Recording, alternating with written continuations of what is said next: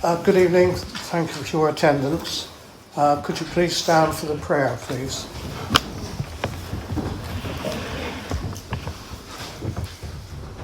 Bless, O Lord, our town and parish with thy continual presence. Bless our councillors and officers and leaders of our parish organisations. Give them wisdom, courage and integrity. May thy will be done in every home and household, and thy name hallowed therein. Grant that all our people may be good neighbours and live godly lives. May our children learn to love the faith of Jesus Christ, drive far away from us all that is evil and all that would spoil our happiness, and may those who come here for rest and recreation find a welcome.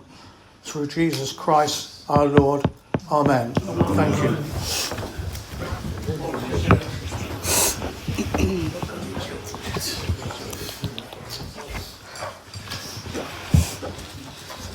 Right. We come to agenda item 1, the public forum. We have a number of people here this evening who are applying for grant aid, and I'm going to ask them to come forward first, and then ask anybody for the rest of the audience if they want to speak. So first of all, would Gabby Rabbits from the Marine Theatre like to come forward, please? 3 minutes. Could you come up further? Thank you. You have 3 minutes. As you know, the Marine Theatre is a charity and one of the town's key community assets. Alongside our wide-ranging programme of live music, theatre, comedy, cinema and children's shows, the building is used throughout the week by local people of all ages. We welcome around 30,000 people each year, with around half of them local residents. The other half come from further afield, which brings important trade into the town centre and supports local business. The Marine welcomes over 120 children each week taking classes in the Marine Youth Theatre, and there are regular community activities for a wide range of older people also. Over the past 9 years, we've worked extremely hard to make the Marine financially sustainable, now generating over 95% of our income ourselves, with only 5% from grants and donations. However, as many people in this room will understand, older buildings bring ongoing challenges, and whilst we can cover day-to-day running costs, larger infrastructure and maintenance projects are much harder for us to absorb. Our application brings together 3 urgent pieces of work as a clear and practical package of essential improvements for immediate delivery. By approaching these issues together, we can deal with them efficiently, prevent further deterioration to the building, and ensure the theatre remains safe, warm and operational for the community who use it. Firstly, the theatre is currently without proper heating after the original 1970s boiler failed. We're currently relying on portable electric heaters, which simply aren't suitable for a building of this size. A new boiler is urgently needed to provide a warm and comfortable environment for all the people who use the theatre space regularly. Secondly, slick roof tiles are now causing water leaks into the building. Whilst the repair itself is relatively minor, the associated scaffolding and access costs make it more significant financially. Most importantly, we need to address it now before it causes further damage to the building. And finally, we need to improve the safety of our cellar arrangements. At present, staff are carrying heavy kegs up and downstairs to the upstairs bar, particularly during busy events. Relocating the keg store to ground level will create a much safer working environment and reduce the risk of injury. But what this application is all about is people. Many of the people who use the Marine are older residents, volunteers, young people, or those who may not easily be able to travel outside Lyme Regis for events or classes. We feel it's very important to keep all these wonderful opportunities within our town. We regularly hear how important the theatre is in helping reduce loneliness and isolation, and fantastic for parents to have classes for their children on their local doorstep. Also, for many older volunteers, being part of the Marine is a key part of their week and well-being. It's important that we can continue to provide a building that's warm, safe and welcoming. We are requesting £8,983 from the council towards a total project cost of just under £18,000. The theatre has self-funded the remaining 50% through our own reserves and fundraising efforts. We care deeply about this treasured building and what it provides for Lyme Regis, and we hope the Town Council will feel able to support us in protecting it for our people now and also for the future. Thank you. Thank you very much.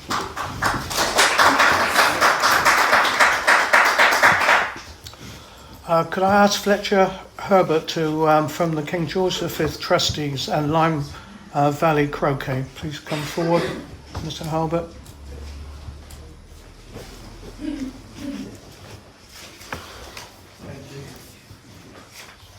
Yes, I have the pleasure of introducing two separate applications. If we take the KG5 one first.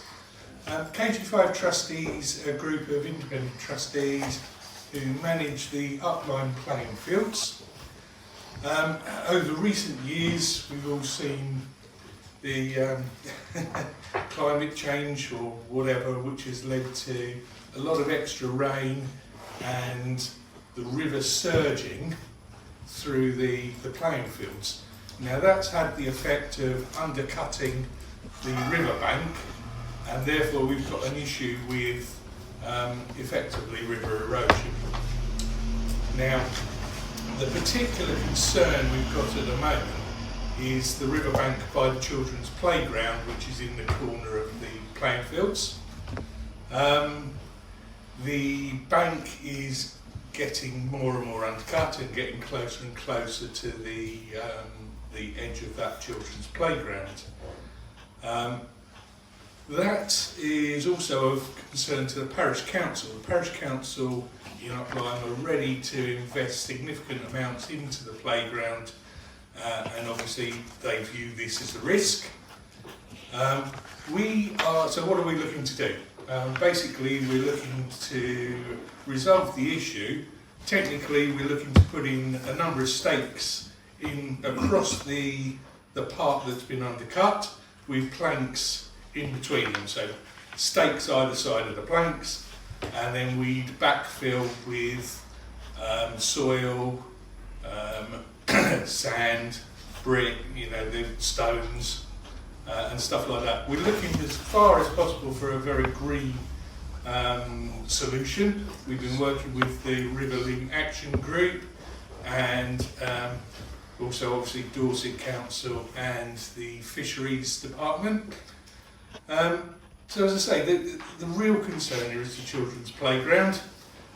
We can fund this work, but that really would deplete our funds significantly, and there are likely to be more issues coming along. We've recently discovered some new erosion behind the old cricket pavilion on the playing field, which is an iconic building really for Lyme and Upline. So we're requesting funding of 4,620 towards total project cost of 9,240. Some of the technical parts of the solution involve specialist machinery and biofuel. Now, that's 3 minutes. I think I've basically covered what I wanted to cover there. So that's fine. Okay, thank you very much. And if I move on to the croquet club, this one is a little bit clearer. It basically says what it does on the tin. If you can picture a tranquil lawn in an area of outstanding natural beauty, the croquet club is based on the upline playing fields with lawns behind the hedge next to the cricket pavilion, and also with some lawns in front of the old cricket pavilion. We are looking for funding of £1,075 towards a total cost of £2,150 towards a new machinery shed. Now obviously we've got some significant investment in lawn mowers and such like and associated equipment.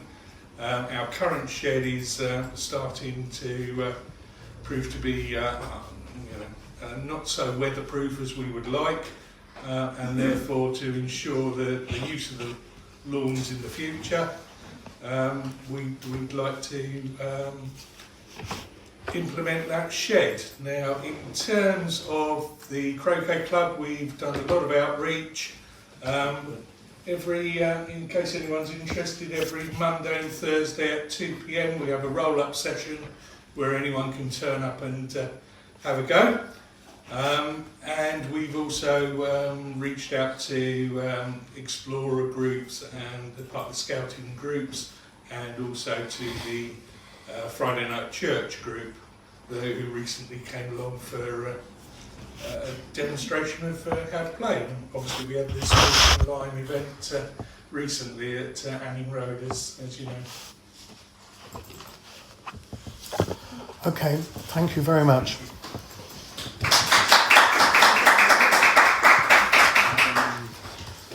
Can I now ask Phil Street to come up, please, representing the Lyme Regis St George's Twinning Association. Good evening, Worship Councillors. Yes, as you know, I'm Chairman of the Lyme Regis St George's Twinning Association. This year is a significant year for us because it's the 30th anniversary of the twinning between our two communities. Most of you know we organised a civic parade to commemorate the former Mayor of Lyme Regis and MP for West Dorset, Sir George Summers. The commemoration parade started around 1984 and has continued in its 42nd year with a delegation for St George's in attendance almost every year except during the COVID times. Significantly, in 1996 the two communities officially twinned, together with, to recognise this 30-year anniversary, a delegation of up to 25 people from St George's, Bermuda, are expected to visit Lyme Regis in July this year, where in conjunction with the civic parade, a few events are being planned, such as unveiling of a commemoration stone, a new information board for the George Summers statue, adding plants endemic to Bermuda in the gardens next to the pavilion, launching a beer with a Millside Brewery, recognising the 30-year anniversary and also the 10-year anniversary with Jamestown, our triple town with a tripling beer. Sounds good. A visit and a tour around the town now as well. We will also involve the Lyme Regis Gig Club, who have been twinned with the Gig Club in Bermuda for the last 6 years, Lyme Regis Town Band and Lyme Morris Dancers. We have submitted a grant application of £2,375 to cover some of our costs for the planned events, which we'll probably discuss later. We are a non-profit making association, relying on subscriptions and fundraising events to finance our annual activities. We have not previously asked for financial support from the Town Council in all the years that we've existed. Your consideration in helping us support this unique and historic occasion to make it a memorable event for those that are coming from St George's and Bermuda, and also the townspeople of Lyme Regis will be very much welcome. Thank you very much. Okay, thank you. Could I ask David Flett from the bowling club, Lyme Regis Bowls Club, to come up, please? Good evening everybody, and thank you for your time. I briefly want to talk in support of the Bowling Club's capital grant application for £2,450, which is 50% of a project cost of £4,900. As many of you will know, the demographic of our sport, and indeed of our club, attracts older generations, some of whom have mobility and sight challenges. We're also trying to attract junior players, especially this year from the community, to drive youth sporting participation and to leverage the influence of the Sporting Lyme Festival. We have an out-of-date and non-compliant disability or accessible toilet, which is in badly need of refurbishment to bring it up to date to current standards and legislation. This would enable the club to provide the service for older visitors with disability challenges, and which includes 1,000 visitors from the public and another 1,000 visiting bowlers who come from around the county and the region, as well as being compliant to safeguarding legislation in offering a bespoke for younger bowlers and leaving the usual adult changing rooms out of bounds. So thank you for your time and your consideration. It also gives Pip the chance to unveil another toilet.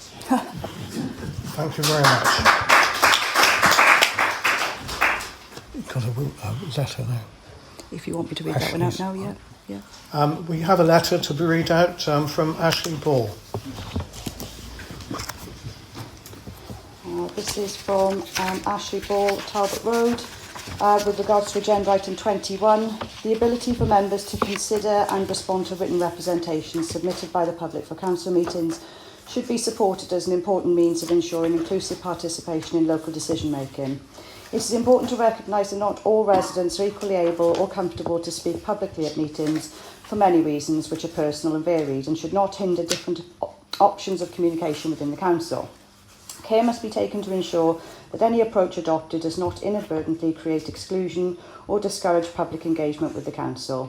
Processes should be clear, fair and accessible, reinforcing that written submissions are a valued and legitimate form of participation rather than a secondary option.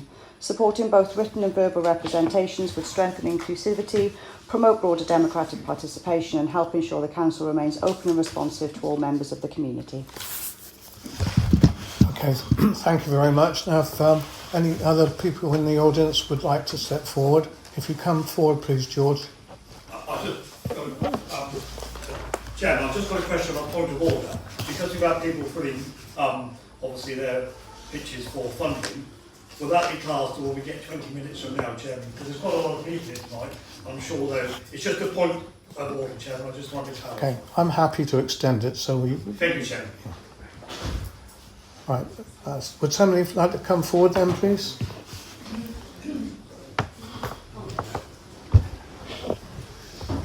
Good evening.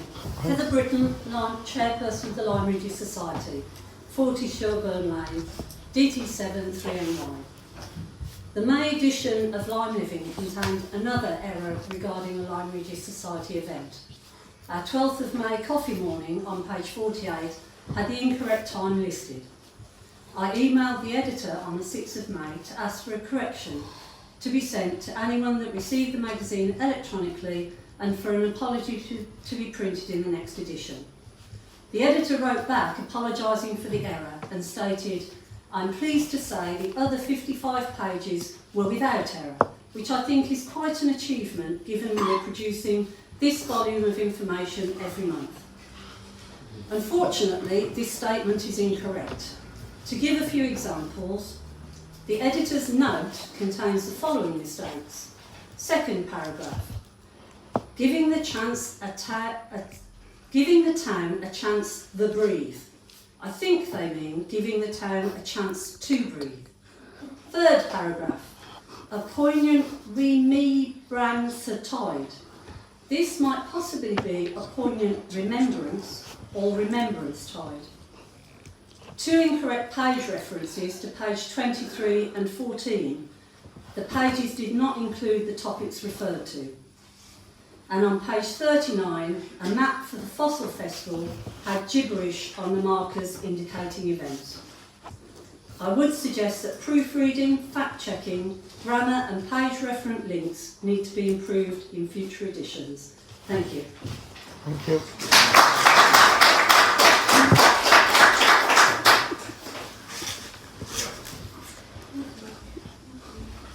Please come forward. I'm Rebecca De Boise. I'm an owner of Paperbird and a Lyme Regis resident. We live in a democratic society. A fundamental function of a democratic society is accountability and transparency of decisions and decision makers. You are all in a position of power, and as such, you have to be open and accepting of scrutiny. This is not a personal, and I have voted for some of you to be elected myself. I know it may feel that way, and I too have been guilty of taking some of this personally, but it isn't about that. Scrutiny should be viewed positively because it drives improvements. You yourselves as councillors should be scrutinising council decisions, policies and service performance. Your roles should be one of a critical friend. You acting as a critical friend is an essential part of your role in representing the town by challenging decisions and ensuring high standards and value for money. I believe some frustration has arisen because it appears that some councillors appear not to be well engaged in the scrutiny process, allowing decisions to be made without much examination, interrogation or analysis. As we push for more transparency, I encourage elected members to be inquiring about decisions of officers, information that you're provided, ensure you are confident and assured in the decisions that you are making and voting on.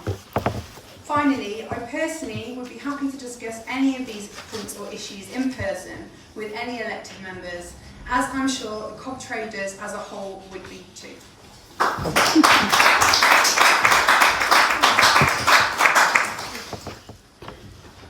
Okay, you've got James Stainsbury Lorchikoff.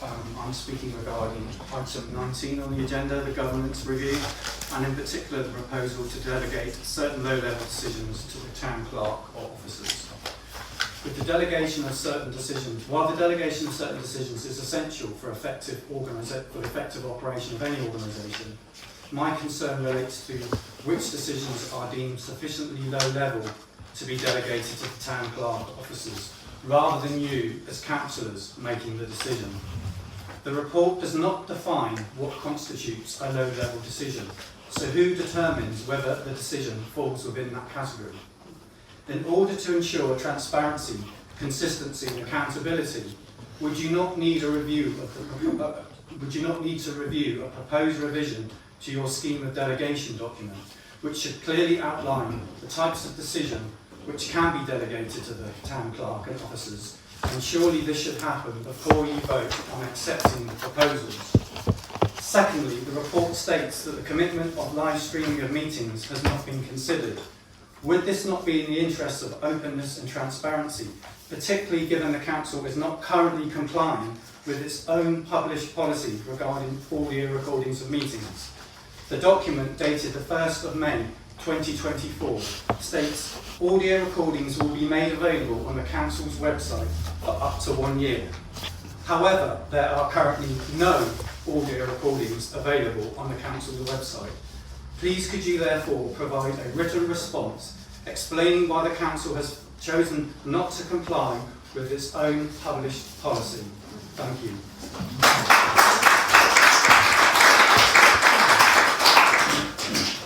Yes, please come forward. George Simmons, the Amusement Arcade. Chairman, my question is regarding the public forum, questions from members of the public. What is the policy regarding asking questions from the public? As questions don't seem to be answered. On tonight's agenda, members of the public made previous questions, and there's no answers on that agenda of what their questions, any answers to questions. It's been brought to our attention that questions are not being answered. So if we could, as you're not allowed to answer questions from the floor at full council, would it be possible to answer any questions, any answered questions to be uploaded to the council's website straight away? And also, for questions and answered to be added to the next agenda, this would help members of the public feel they are being listened to and not ignored. Okay, thank you. And another point, regarding pecuniary and non-pecuniary interests for councillors, I am concerned that some councillors are not declaring interest or non-pecuniary interest when voting or not voting on items. Please would you be able to confirm the policy on this? And these are some questions I would like to have answers to, Chairman. Thank you. Thank you.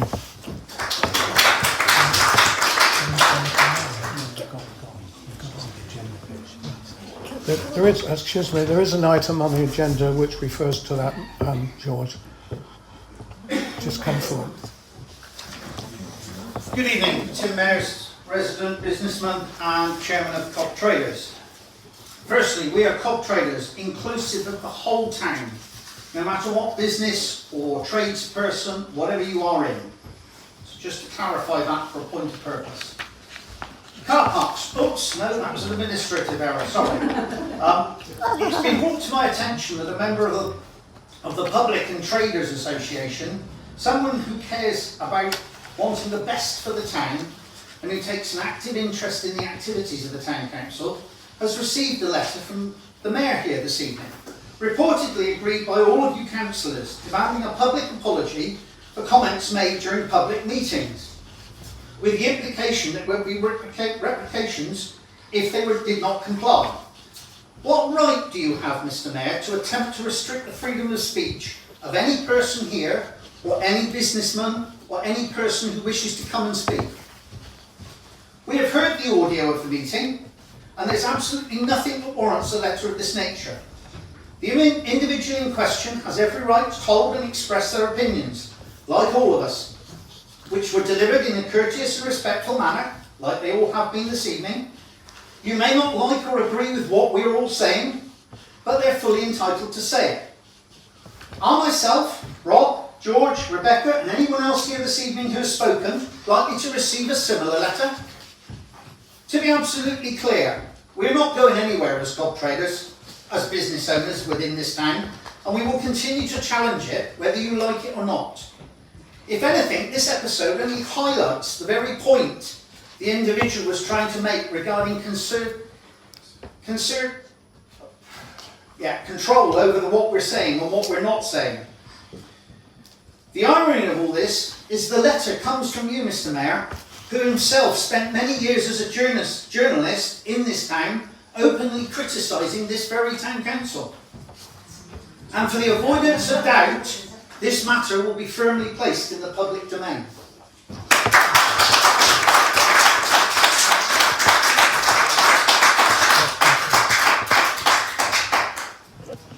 Hi everybody, I'm Susie Lloyd, Talbot Road. I'd like to just provide an update to everyone on previous questions that I've raised regarding the cost, the adoption and value of money for blind living. Following these questions that I raised a couple of months ago, I received this response from the council, which I'd like to place on public record. There are no plans to change what we're doing with Lyme living. The response from the community has been excellent, and you are one of only a handful of people who've raised concerns. We're not planning on finding any other way forward, as we're happy with the product we have. However, meetings I've come to, there's been concerns about the cost and the value of money, and that Lyme living continues to be raised publicly at council meetings. There's been no formal resident consultation or survey, as I asked, to demonstrate that this level of spend reflects residents' priorities. I've also received different information from the council regarding print demand and undistributed copies. Previously it was indicated that around 250 residents had requested to receive a printed version. More recently I was informed that 21,000 copies had been printed, reducing from 4,000 copies initially to 1,000 copies in March, and that undistributed copies are recycled through Dorset Council facilities. There appears to be different information locally regarding what has happened to surplus copies, and I would like that clarified publicly. My questions are, given the ongoing concerns, the differing information, the level of public expenditure involved, 65,000, why is the council refusing to carry out a formal survey or properly assess lower cost of production and distribution options before continuing this level of spend? And can the council confirm whether all undistributed copies have been recycled as stated, or whether any copies have been destroyed or disposed of in any other way? Thank you.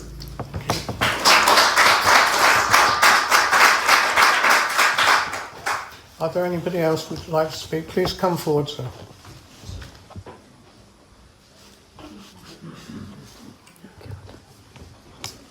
Good evening.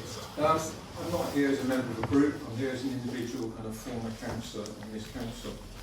The things that concern me are item 19 and item 20. Item 19 talks about governance and with some ideas. I think the merging of HR to strategy and finance is something I always advocated, and I would be pleased to see that happen. That would free up resources. We could actually make an efficiency saving on the back of that, a real efficiency saving. HR tends to cover staff, and staff are the biggest cost on this council's income and resources, and therefore it's only right and proper that should be within strategy and finance. And I strongly suggest you look at that. The portfolio concept. Bigger councils than this council have tried it, some are still trying to make it work. It is a difficult thing to work. It's not without its problems, and it tends to end up with individuals becoming these portfolio holders, and they become more and more distant from the members. And you guys, the members, are the employer. You're the ones who make the decisions, you're the ones who vote on recommendations, you're the ones who can put things on the agenda if you wish to, and I think that's the role you continue to do in what is a very small council that just happens to have a large income. So the portfolio holder concept, I would strongly urge you not to go any further with, because it will be a big undoing when it goes wrong, and believe me, it will. You need to ask yourself some simple questions about how you make that work, who you'd appoint to it and how you'd appoint to it. All those terms surrounding it are not in your paper as presented. So So don't go there until you absolutely feel you have to, but do your research first. Item 20, Boundary Commission. When I was on this council, I strongly advocated that Lyme and Charmouth should be separated from Marshwood Vale. They were a twin ward at the time with 2 ward members. I would not like to see this council advocate any return to that, because what you've now got works very well. There were 2 distinct features in the 2 distinctly different wards, one agricultural, the other one tourism and seaside. So very different, it was sensible to split them up. And frankly, the only thing that really drives Boundary Commission review is population changes, and Lyme has not had any significant population changes. So I would hope that the council's response to the consultation is no change. Thank you.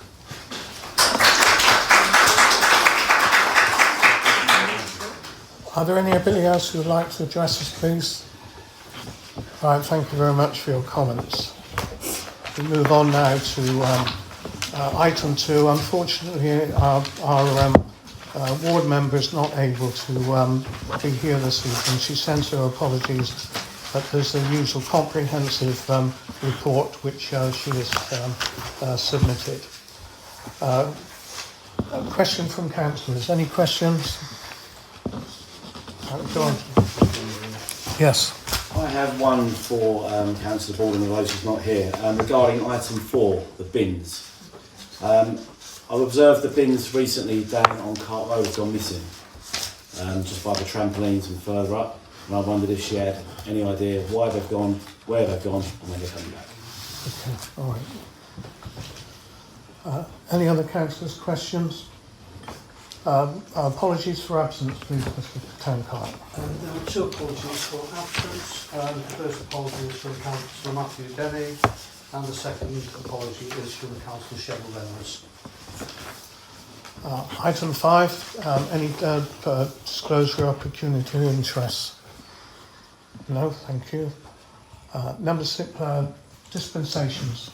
Again, there's been none requested and none granted. Item 7, to confirm the accuracy of the minutes of the extraordinary full council meeting held on the 25th of March. Could I have a proposer, please? And seconded. All in favour? Item 8, to confirm the accuracy of minutes of the full council meeting held on the 1st of April 2026. Could I have a proposer, please? Yes. And the seconder. All in favour indicate. And item 9, to confirm the accuracy of the minutes of the extraordinary full council meeting held on the 6th of May. Could I have a proposer, please? And seconder. Thank you. We move on to item 10 now, matters arising from the minutes of the full council meeting held on the 1st of April and the extraordinary full council meeting on the 25th of March. Are there any matters arising?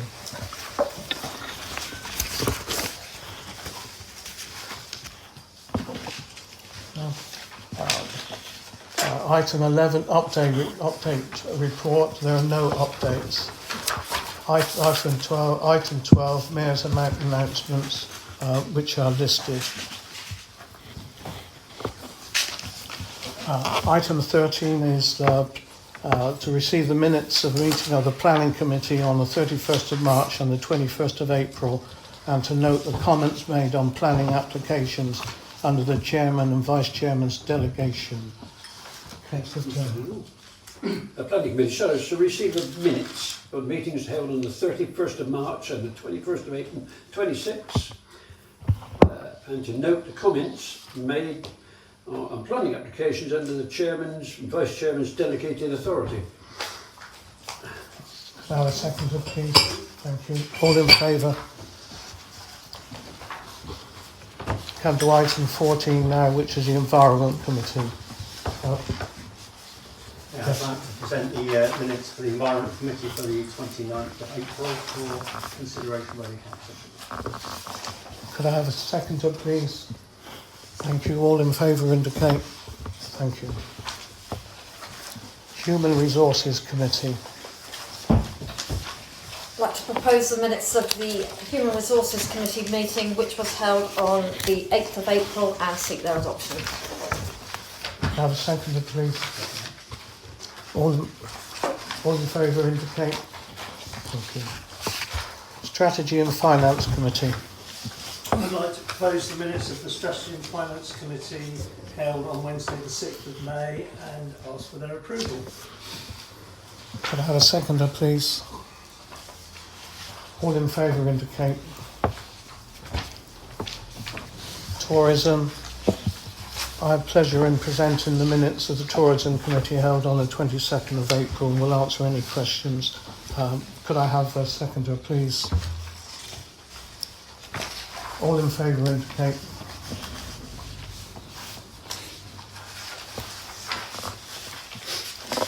Town Management and Highways Committee held on the 15th of April. There was no meeting. Beg your pardon. Thank you. Yes, of course. Yeah. Okay, I'm now going to bring forward item 23, which is the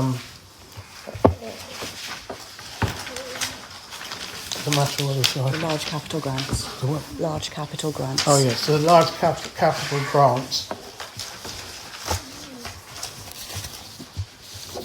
Adrienne, would you like to take us through this? Yes, Chairman. So this is the third round of large capital grants that we've run. So this time we are giving out £10,000 to community organisations. We have had 6 applications as listed. The KT5 trustees, Lyme Valley Croquet Club, Lyme Arts Community Trust, Lyme Regis Bowling Club, Lyme Regis St George's Twinning Association and Upline Village Hall.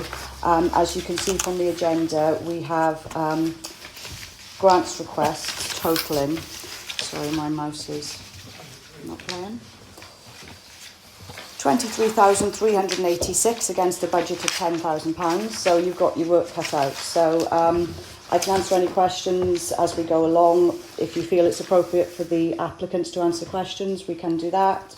I can confirm that all of the applications have submitted the correct documentation and are the qualifying criteria. Right, any comments that members wish to make, please?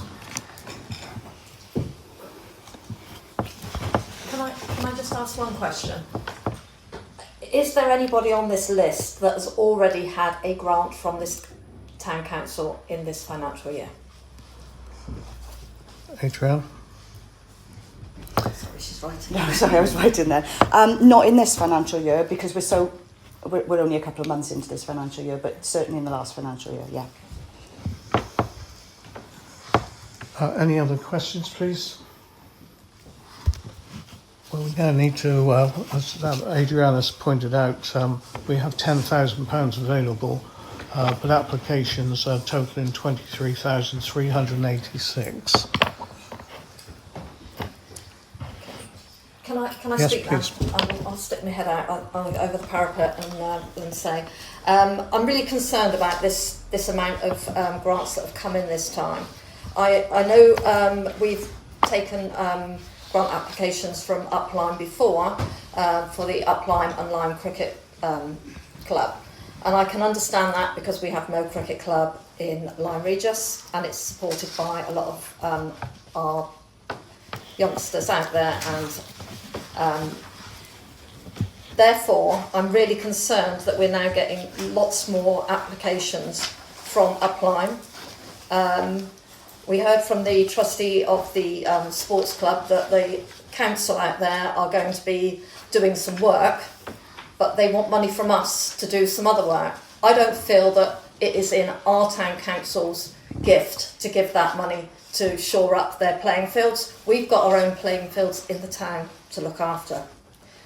I can understand the grant from the croquet club. There is no croquet club in Lyme Regis. The Marine Theatre is in Lyme, the Bowls Club is in Lyme, and the St George's Twinning Association is also Lyme based. My other concern then is the Upline Village Hall, which I think is not something that we should be helping with for a fire alarm. I think that's down to the Hall Committee and Lyme Council to help give that funding for that. We have our own halls in the town that require probably more help from us as a town council. That's my point of view on it. Okay. Any other members? Philip, yes, please.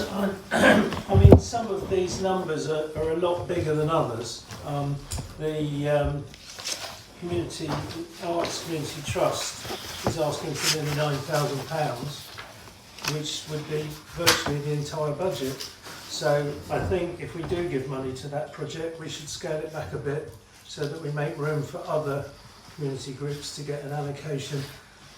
On this occasion, I definitely agree with Councillor Ellis that at this time, where our funding is getting squeezed for lots of reasons, we really can't start funding up Lyme as well as Lyme Regis. Thank you. Any other comments? Yes. Yeah, I echo Philip's and Michaela's sentiments. I think, like I said, we've only got £10,000 to spend, and yeah, we need to be spending that in the town and not out in Upland. Any other views from councillors? Would be good to have some of them. Right. Well, yes.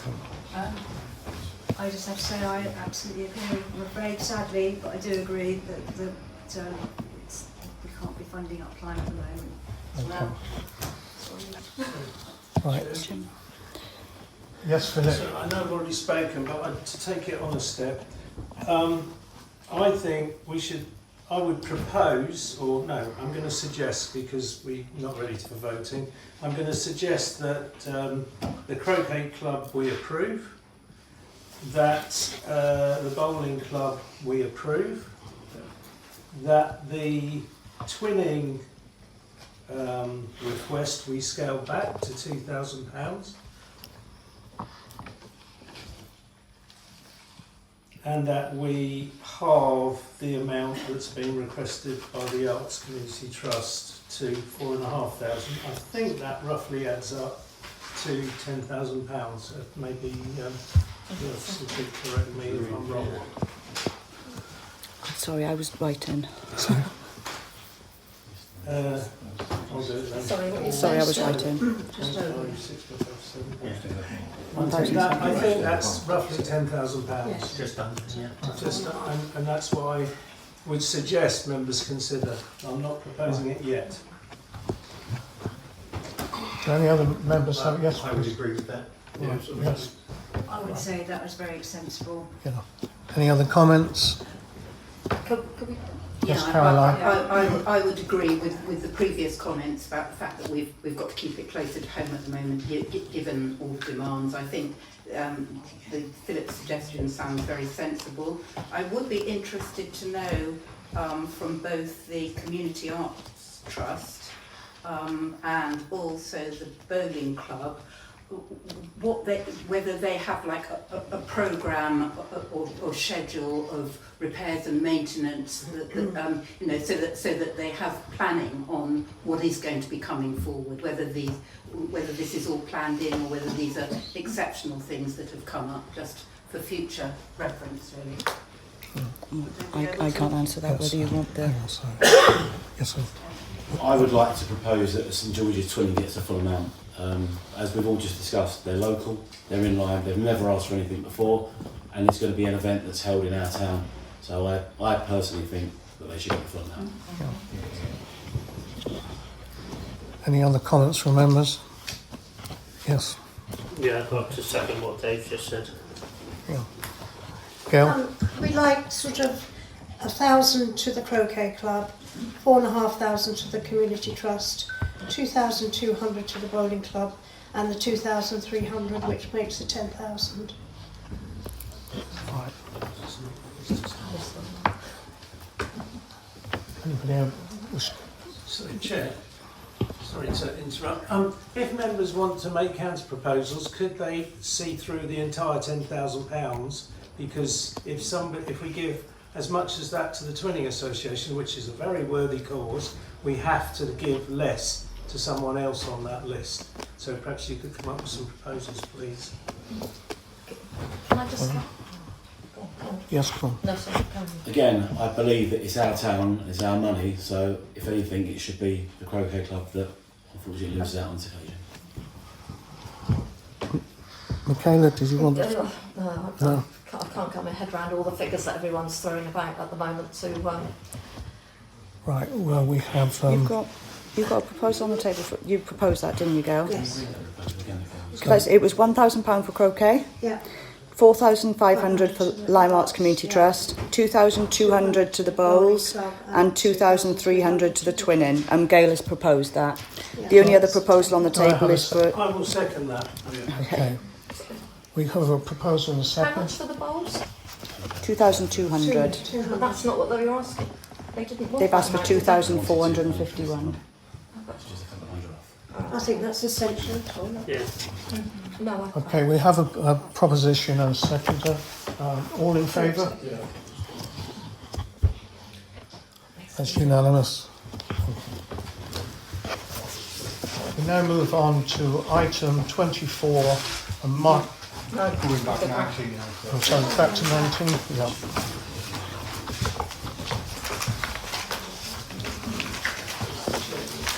Back to 19 is governance review. Mr. Town Clerk. Okay, going back some time, the council decided they want to review its governance arrangements. This is not an entirely new project. It's a project that's been undertaken on several occasions over the time I've been town clerk. The idea was that the chairman and vice chairman would meet. We held several meetings to discuss what we considered to be the main governance issues facing the organisation. And then what we did is present a proposal to the rest of the members in terms of a briefing to allow them time to digest the essence of the debate and the issues that we have been conceding. The review is not complete. We identified a whole series of things that are not about committee structures. But my view is that we can continue with changes to committee structure and pick up the other issues later. And yes, as has been pointed out, there's still some work to do. But to be honest, it's about picking that optimum position in terms of presenting reports to members. Because if we're providing the finite detail, in a way it doesn't leave a lot for discussion. And I think it's fair to say that the group of chairman and vice chairman think that we've got enough here to present something that is a reasonable proposal for consideration. And in terms of what we're looking to do, what we are proposing from that group to the council, it is about reducing the workload of committees by delegating routine issues to the town clerk or the lead officer, but in consultation with members as well. So that would include a discussion with the relevant chairman of the group, the mayor, and if we introduce portfolio holders, the relevant portfolio holders. So there will be 3 members involved in the decision-making process. And that we also establish a weekly information digest for circulation to members. There are lots of things that get taken to committees that are just for information, and we've got into the habit of doing that. There's no real requirement to do that. And those things could be circulated separately from the agenda. They do not require a decision, and they could go in summarised form in an information digest that will be circulated on a weekly basis. We look to divvy up responsibilities between the committees and the full council. So we have a full council that takes overall responsibility for governance, finance, compliance, and I would suggest audit. That we create a resources committee that merges strategy and finance with human resources committee, and also the publicity from what is the tourism community and publicity committee. This publicity is actually across the whole organisation. It's not just a remit of one committee. And on the following point there was some disagreement, so this is open for discussion at this meeting, that we merged together town management, highways, tourism, community and not publicity, because that would go to the resources committee, and then possibly the environment committee to create an operations committee. And then the issue is, do we retain an environment committee or not? And one of the proposals from the meeting is that we do, but what we do is reduce the frequency of those meetings to possibly every 12 weeks.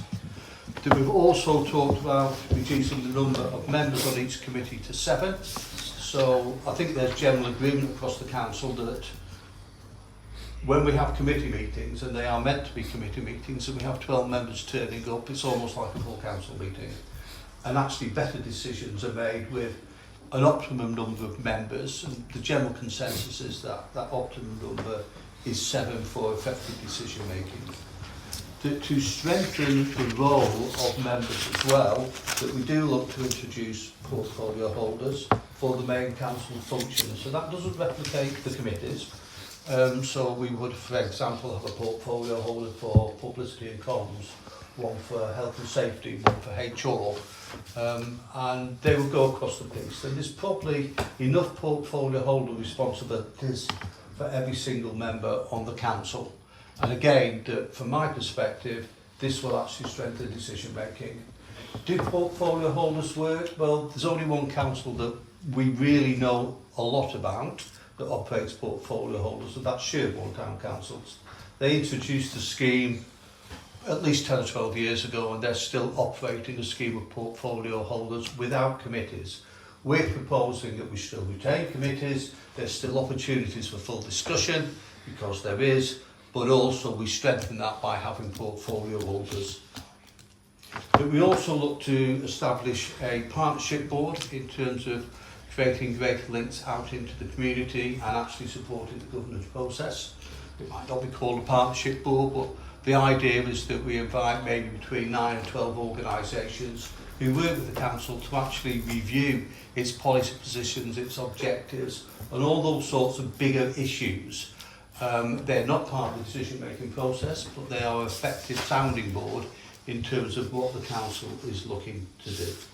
And yes, as I said before, there's further work for further governance projects, but they can take place, I think, at any time over the next 6 or 9 months or so.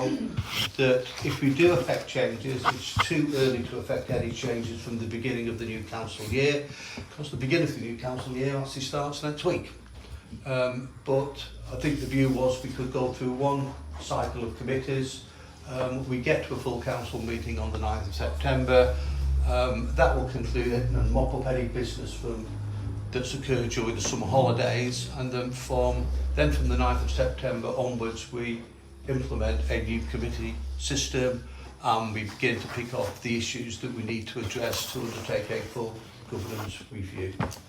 I hope that sums up the discussions that have taken place and the presentations that we've had, and now it's really over to members and for members to make some decisions. And it does appear, I'm not going to sort of lead this, but the main decision where there was disagreement, amicable disagreement I would say, is about the role of the Environment Committee, and does it get absorbed into the Operations Committee, or does it actually stand alone, possibly make meeting on a less frequent basis. All right, members, would anybody like to comment? Yes. I think these are all major changes, and I believe that we need to have some meetings first to discuss everything, unpack it all, unpick it all, and see how we feel about it afterwards. Okay. Any other comments? Yes. I think Caroline was before. Sorry, Caroline, go on. Yeah, I like the idea of streamlining and pulling things together, giving us more headspace to make the real decisions, and hopefully making a little bit less administrative work for staff. Personally, I would much prefer to see Environment Committee sitting separately, because that actually does quite a lot of work in the committee meeting. It has external representatives sitting outside, and the groups that they are representing and the work that they do for free has given the town and us a great deal of help and kudos, and I think that it would be better use of everybody's time to have that as a separate meeting. I have got concerns about how we decide which are the decisions which are minor decisions, and I think that leaves quite a lot of discussion which decisions are going to be delegated and which aren't. Because at the moment sometimes things seem to happen which are a bit surprising to councillors afterwards, and so I think we need to really tighten up on that, and it might be a good opportunity to do that actually. The other thing is, I'm not sure about the portfolio holders, because that seems quite a big step to take at the moment, because looking around the council, that would mean what each of us would have one portfolio. Do we all get to choose, or can some of us do several? And do we, if I have a special, if I have a special interest, can I then start manipulating and manipulating things? I think that needs quite a lot of discussion, and I'm not certain how that would work.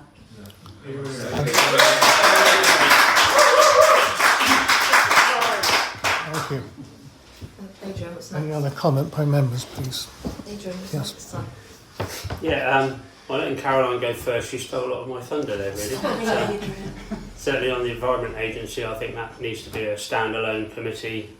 We have outside organisations such as the Riverland Action Group that come in and give reports, etc. I don't think it's fair that they should have to be involved with the bigger committees, and I think moving it to a 12-week cycle is a good idea. I quite like the idea of what we're doing with merging some of the committees together. Maybe we do that first, and then portfolio holders is for another day. But certainly, and the only other one I'm a bit miffed at or surprised at, I don't quite understand how publicity's ended up with resources and that. Why didn't it stay in town management and public tourism? They go hand in hand. Right. That's my view. Okay. I also support what Councillor Aldridge said.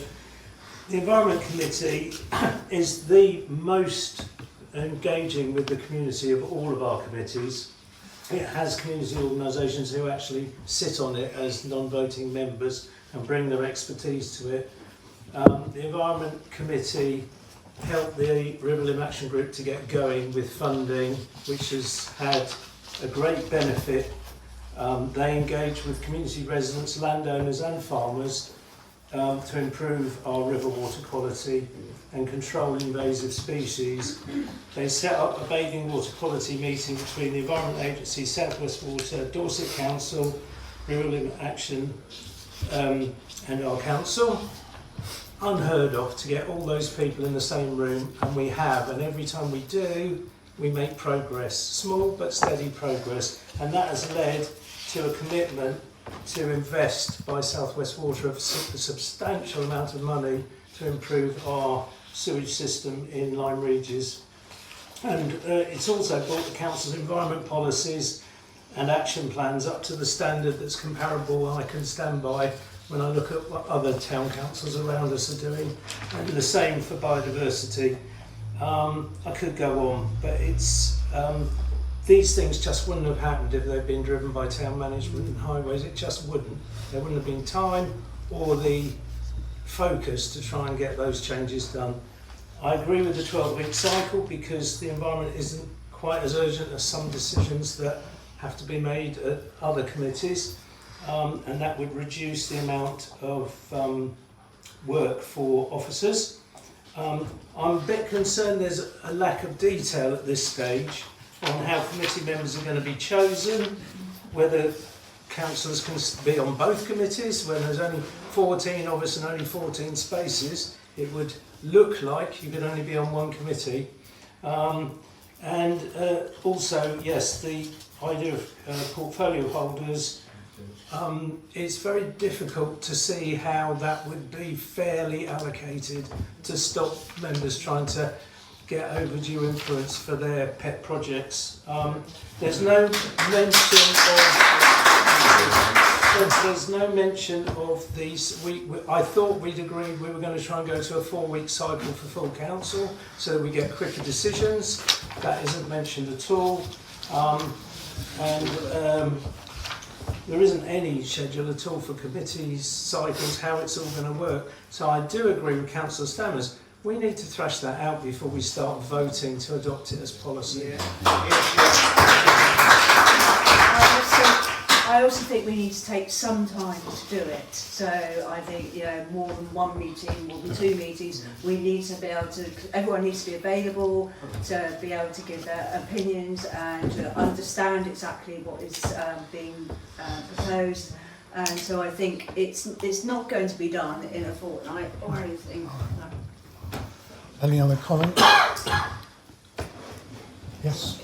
Yeah, just That's okay, Go on. No, sorry, Go on. it's a real quickie. Yes, I overlooked the partnership boards. I thought that was a good idea. I think we can, if we can engage with the community more, that would be good. Right. Okay. I've been through so many of these meetings with regards to how we can change how we do things on the council. I honestly believe that by going down to less committees, we can have a shorter cycle rather than 6 weeks. We can cut down to a 7 weeks, down to a 4-week cycle, so that we are making decisions a lot quicker rather than having to sit through another 7 weeks before anything's ratified and taken forward. I am uneasy about the portfolio holder thing at the moment. I really think we need to get going, get this committee structure set up and try it. If we don't try it, we're not going to know. And I think we need to go ahead on a trial period and work, say 6 months or so, and see how it all works and whether we can sustain keeping it like it. And I think that is the way forward. I would hate for us to say tonight, oh, we're not going to go ahead with any of this and leave it, and we are going to be sat here like I've been sat here before 3 or 4 times in a row talking about how we are going to change the council and its structure. So I think it's got to be a trial to go ahead with to see how it works. Yes, Philip. Chair, I don't think any member here has said anything about not doing anything. What they've said is we need to think it through before we start voting it in as policy. If we vote tonight to go to a new committee structure, we still haven't decided how we're going to elect members to each committee. We haven't decided how often those committees are going to meet. We haven't decided so many possibly small or possibly big details that would affect this outcome. So I would propose that, whether you like it or not, we need a much more concrete proposal with detail on the floor for us to debate at the next council meeting. Yes, Mr. Town. Can I just point out that this is the work of the chairman and the work of the vice chairman in terms of pulling together these proposals. I think that the council does need to move ahead, even if it just makes an in-principle decision here, whether you adopt the portfolio holders or not. I think the big issue about if you say we want all of the detail, is that in a year's time we could still be discussing the same issues. And bear in mind that Michaela, like myself, has been through about 4 or 5 proposals to review governance structures, and guess what? Nothing's happened. And I think that I sense from all of the meetings and discussions that I had with chairman and vice chairman, and then with the rest of the membership, is that there's a genuine commitment that we need to change the way we do things. And just starting off with a very simple presence, this is a £2.5 million budget that this organisation runs. We have a governance meeting practically every single week to actually run the organisation.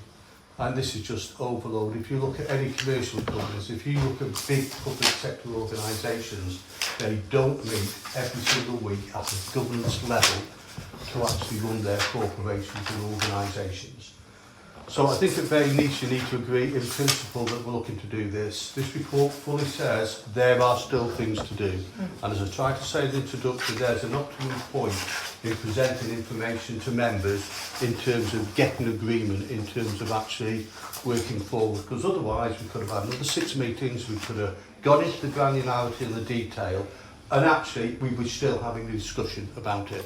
So I fully admit it's not the complete product, but there's enough there, I think, to allow the council to decide in terms of what it wants to do and where it wants to go. And can I just say that this is the council's decision about its own governance arrangements. And what I would say, you might not like what's being talked about, but what I would say is that all the members in this room have been invited to previous meetings to discuss these. And you are servants to us. Let's just Sorry. To anyone. I'm not a servant to anyone. You are, but to discuss this, all the members in this room have been invited to meetings to discuss these government meetings. And some members, which is the chairman and vice chairman, have been involved in 4 or 5 meetings to actually review and to consider and formulate. And people are shaking their heads because you've not been at those meetings, so you don't know that they have been at those meetings. Thank you. I'm sorry. You know, Mr. Mayor, I think you're going to have to adjourn this meeting. If we can't have a discussion among the members without people actually interrupting, it's just a matter of fact that chairman have been invited, along with vice chairman, to a number of meetings to consider these proposals and to be involved in their formulation. And other members have also been invited to a meeting to consider these proposals as well, in a draft form. That's the process that we've been through. Is there any mileage in having an agreement in principle to the overarching view of the committee, a new committee structure, and to ask for that, the detail of that, so the selection process, etc., to be worked up as a first stage, and we could agree to that, but park for the time being the additional things, particularly the portfolio holders. Yeah, and if you don't want the portfolio holders, I'm fine on that as well. Well, I am, you might not be. Well, I'm just thinking of the first stage that we could start working towards to move it forward, because we'd like to see the detail of that bit, which wouldn't be so difficult to work up relatively quickly for us to look at. Yes, Philip. I hope this is the last time I speak on it. We've had meetings. I was expecting a much more detailed proposal on the agenda tonight than we've seen, and that's why I'm questioning whether we're ready to go forward. I'm not against, in principle, the idea of going to 2 principal committees to cover resources and operations. And clearly, for legal reasons, we have to have planning as a separate committee, which is why I proposed environment sat within that same structure so that we didn't have to have extra meetings. But I still feel quite worried about voting to go on to do something when I don't even know how we're going to elect members to the committees. There's been no suggestion at all about how that might happen. Now we need to know that before we can go another step further. Yes, Mr. Tonecart. I mean, just one final response to me is that we've cancelled a couple of meetings, and I said to members of those involving you, Councillor May, yes, do you want a meeting to discuss other issues? I've had no response to that. I have to answer that, Chair. We had an email from the town clerk saying, I don't think there's any need for more discussion, so we're not going to have a meeting next week unless somebody gets in touch. Unfortunately, I was away at the time, but I have to say, the detail, it's basic, sensible stuff. If we're going to have 2 committees, which I approve of, then we need to have a mechanism to allocate members to those committees. So could a member, other than the mayor, be on both committees? Are we going to say that's allowed, which would give them an undue representation when 14 members can't all be on both committees? So we need to thrash that detail out. I don't really understand why you have an objection to it, to be honest. Can I speak, Mr. Yes. Mayor?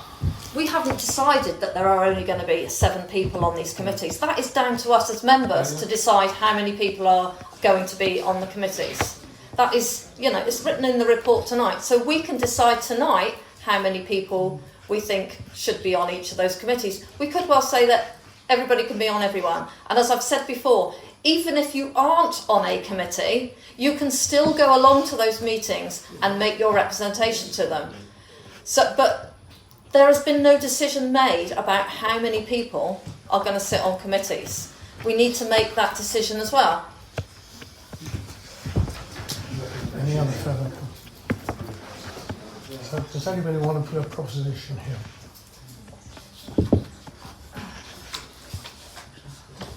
Caroline, would you like to put a proposition to what you suggested? Okay. I propose that we ask that the first part of the proposal, which is to do with the new committee structure, including keeping Environment Committee and Planning Committee separate, is taken away to be worked up with a more detailed proposal that we could discuss further, which would include all the items that are being discussed about how many members, how the voting would work, etc. And we look at that as a first stage going forward.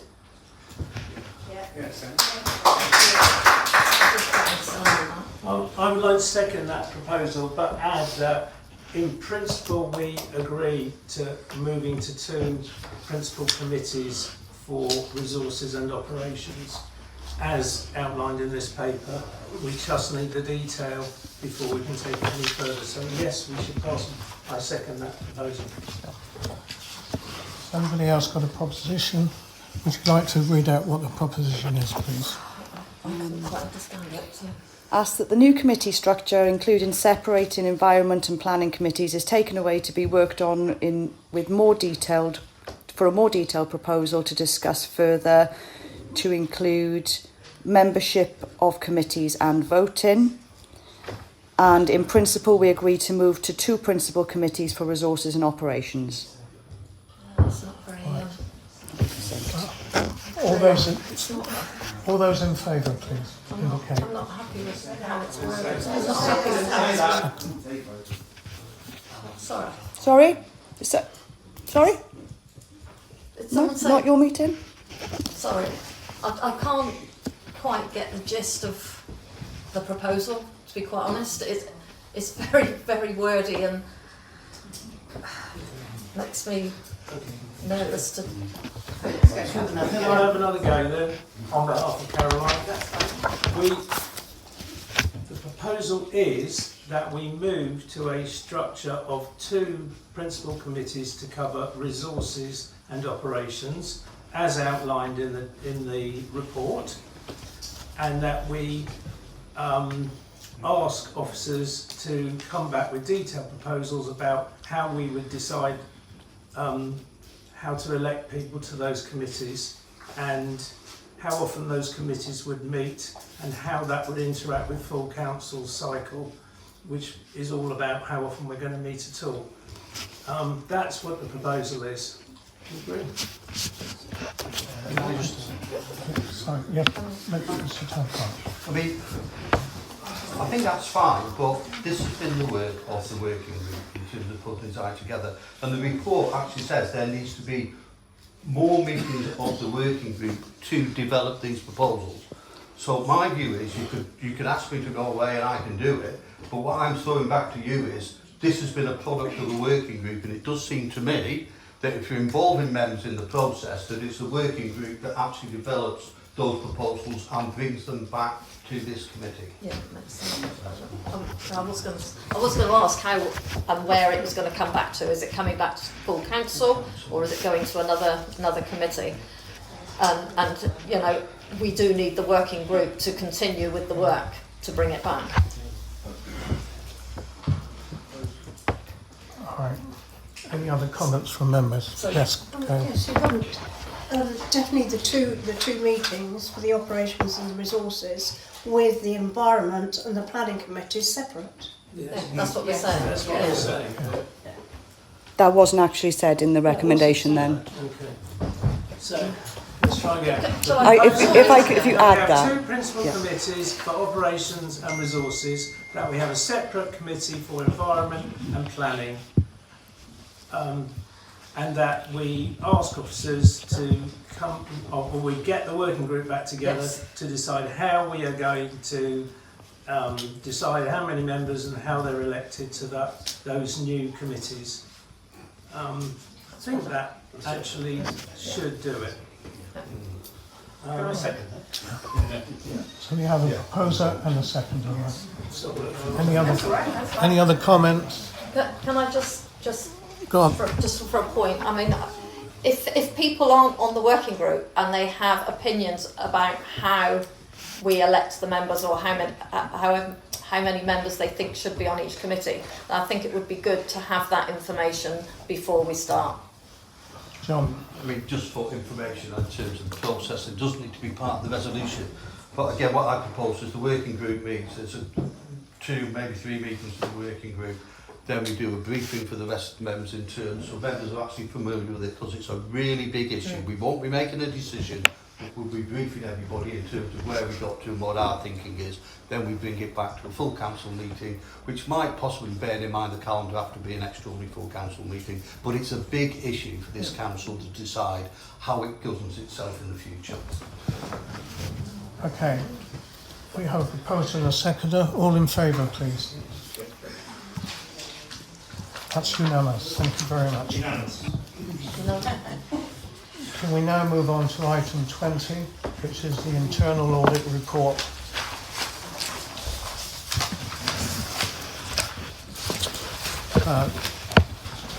John, would you like to take this? Okay, there are 7 recommendations, but one of the recommendations is an exempt business because of its commercial and confidential nature.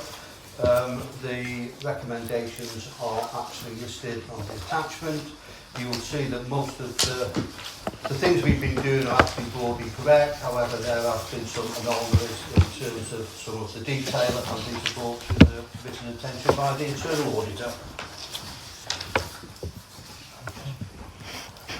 Any comments? Okay, move on to item 21. Can we just approve the management responses, Chairman? Sorry? Approve the management responses. Yeah. Do we do A proposal and second, yeah.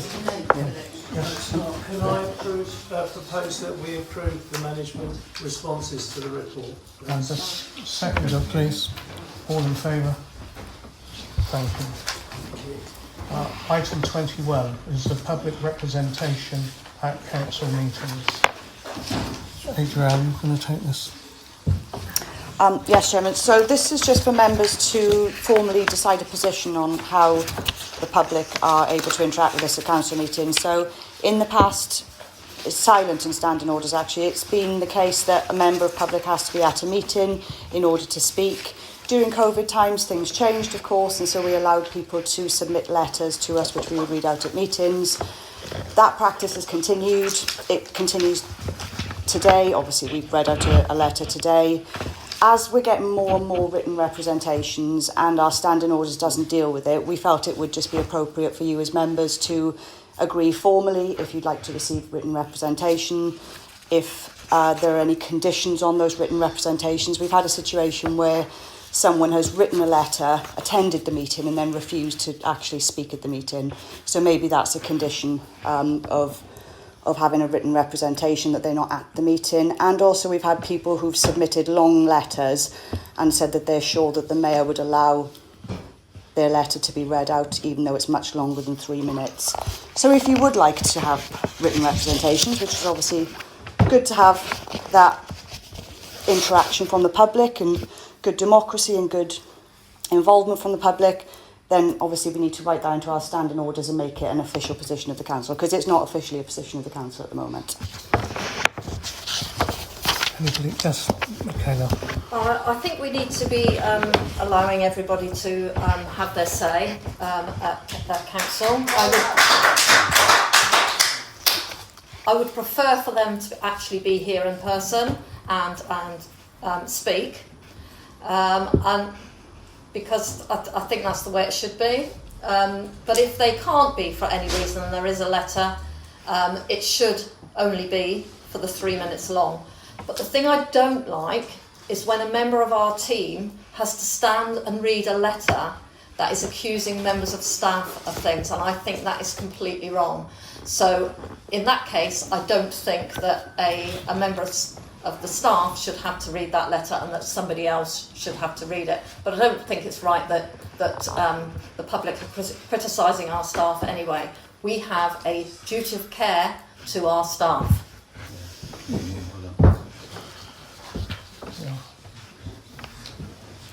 So we asked for a proposition to.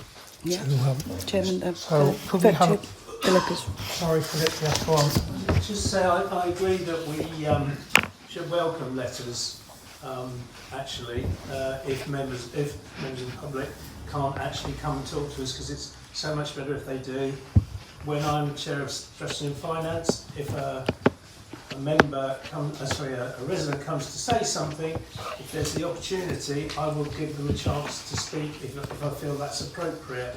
I can't do that if they're a letter. So I would follow what Councillor Ellis said, strongly urge the public to come and talk at meetings in person, but I think we should adopt the policy that we will allow letters to be read out. I think we should strictly enforce the 3-minute rule, so if a letter's too long it will just get stopped after 3 minutes. And I do agree we shouldn't ask officers to read out letters that are critical of them. We should get a member to read that letter out. That would be my proposal as well as a view. I'll second that. Yeah, I'd just like to say I would support all of that, and I also think that we should always give a response, which we don't at the moment, and that is another thing because I think it's a matter of courtesy to give some sort of response if somebody has written or somebody has raised a question in a comment. Well said. Whilst I agree with the policy of the public have a legal right to be here, I don't quite understand what all of the applause is after each member gets up to speak. And I think that's a form of barracking, and quite frankly I think the public gallery should calm it down a little bit. Right, we have a proposition from Philip. Do we have a seconder? Yeah, Michaela Do you want seconded a it. seconder here? All in favour, please. Thank you. We move on now to yes, sorry. The second issue about the responses, that also would have to be agreed, would it? If we're going to give a response, that's a separate item. Number 9. I was just going to say, is that something that we need in the standing orders? Should we not just do it out of courtesy? Well, if members are reminded to allow our written representation, sorry, you're right, okay. So we don't need to have that. All right. That's fine. Thank you. We now move on to item 22, which is consultation on the electoral review of Dorset Council. Yeah, this is a short report for me really, in terms of, it doesn't affect us too directly, but there is a review of the electoral boundaries of Dorset Council. There's an opportunity for our members to comment if they so wish. What we normally do, rather than have a detailed discussion at council meetings about this, is identify 3 members to work in conjunction with the lead officer, which in this instance is me, to formulate a response on behalf of the council. Can we choose 3 men? Yeah, I think we need probably 3 members. Yeah. I'd be interested in sitting We on need that if 3 possible. members, unless we've got one offer here. Yes? Okay, Members to I'm sit happy and go to, through I'm the... happy to do it. Okay. Yes, you'd like to do it? Yeah, I'll do it. Would you like to do it instead of me? Yeah. So we've got 3 members. Is that okay? Proposer and seconder for that, Chairman. Sorry? A proposer and seconder for So a that. proposer and seconder. Can I propose that exactly what you just said? Yeah. That we set up a working group of those 3 members to look into it and respond for us. A seconder. Thank you. And all in favour, please. Thank you. We now move on to item 24, market proposal. Mr. Town Clerk. This is something that's been talked about for years, I think, in terms of introducing the market to the town. The area that's been identified for a long time is Market Square and Warburg Street Event System, creating a 2-tier market area that we've started discussing with the council, significant discussions with them on at least 2 occasions, and on both those occasions that those discussions have actually failed. But there's an opportunity. There's an opportunity to pursue this. We know the League of Dorset Council is personally interested in creating this opportunity. And this is really to give members a heads up and actually just repeat their views in terms of are they still in favour of actually seeking to introduce a market into Lyme Regis, probably akin to something that operates more at Bridport as a comparison than any other market. Would anybody like to comment on that? Yes, Sean. Yeah, I was on a committee for a market long before I was on council. So is this going to be another discussion and not come to anything, or are we serious about taking this forward? I think it's a brilliant idea, and that's such an unutilised area where it is. Yes, thank you. I think it's the one thing that Lyme really, really lacks. I think it's a great idea. Yes. I agree with that. I think it's an excellent idea. Yes.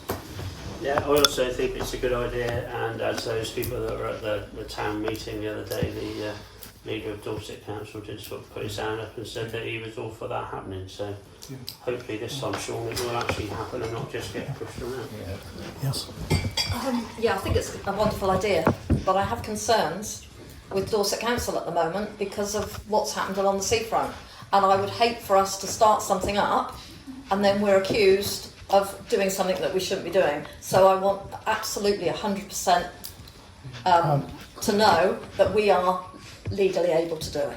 We've had a meeting today in the County Council. Would you like to explain, John? We had a meeting today because you can understand why I've got reservations about this, having been involved and consumed loads and loads of time in terms of trying to introduce a market into the town. We met with two of their service managers, and there was a clear commitment to progress this. My plea to them was to keep it an incredible simple process in terms of just deal with the assignment to police, assign leases to us, let us get involved in other discussions because it does potentially involve the Crown Estate, rather than them trying to deal with things internally. They're going away, they're going to look at these options, and we're trying to timetable them. So we set a meeting for 2 weeks' time where we're expecting to have an update from them in terms of the legal approach they want to adopt to actually allow us to actually enact a market in that location. And our view is that we want to achieve something in weeks. That will be several weeks. It's not going to be 1 week or 2 weeks. It will be weeks. What we don't want to do is get engaged in negotiations that will take months and months and months to actually resolve. And you know what? Might not go anywhere because it ends up going in the too difficult trade. So it was optimistic, wasn't it, Pip, in terms of there was clearly commitment, and it helps because the leader of Dorset Council has discussed this with officers and said, I want you to make this happen. And actually, I think that gives us some leverage in terms of trying to make this work. Yeah. Okay. So, could I have a proposition? Can I just come out? Yes. I'm only going to be in an agreement with it so long as we have got actual written evidence from them that they will allow us to do it. Exactly, I will not agree it on, yes, he said it's okay. No. Just... Right. I'm going to propose something. All right, I propose that we instruct officers to explore the option of a weekly market or a monthly market, if that's not possible, on Theatre Square and the Sea Defence Walkway, and ask them to look into it and report back to town management. I'll second that on the provision that we cross the T's and dot the I's. Yeah. Okay. I'll accept that amendment. Yeah. Okay, we have a proposal and a second. Are all in favour, please? Thank you very much. We now go to item 25, which is a contract and service level agreement with a tourism microsite. Yeah, Chairman, hopefully this is just a matter of process, really, because this is the official tourism website for Lyme Regis, which is doing really well, and we've been working with Visit Dorset for many years now, and we would like to continue working with them. So we had £10,000 set aside in the budget. At this point, we didn't know how much was actually going to be needed. We knew that the price would go up because it's remained static for the last 5 years. So obviously with all of the other increases in the world, then we would expect the price to go up. Luckily, we have been given a quote of £8,100 plus VAT per annum for the next 3 years, and then there's the option to extend for 1 year. The reason I'm bringing it to you is because This is a service level agreement and it would need to be signed and sealed in accordance with our standing orders. So I'm asking for that authority to go ahead and do that in accordance with our standing orders and to agree the £8,100 plus VAT per annum, which, like I say, is under budget. Right, could I have a proposition, please, that we approve the updated cost of 8,100? Thank you. A seconder, please. Thank you. All in favour? Thank you very much. We now come to item 26, which is the internal audit report, which is a confidential, which is a confidential matter, and we will go into committee. Would you propose that, Michaela, please? Yeah. Can I propose that due to the confidential nature of the I think it's next two items, 26 and 27, that we're about to discuss, that the press and public are excluded. Can I have a seconder, please? Yeah. Yeah. And all in favour? Thank you very much. Thank you.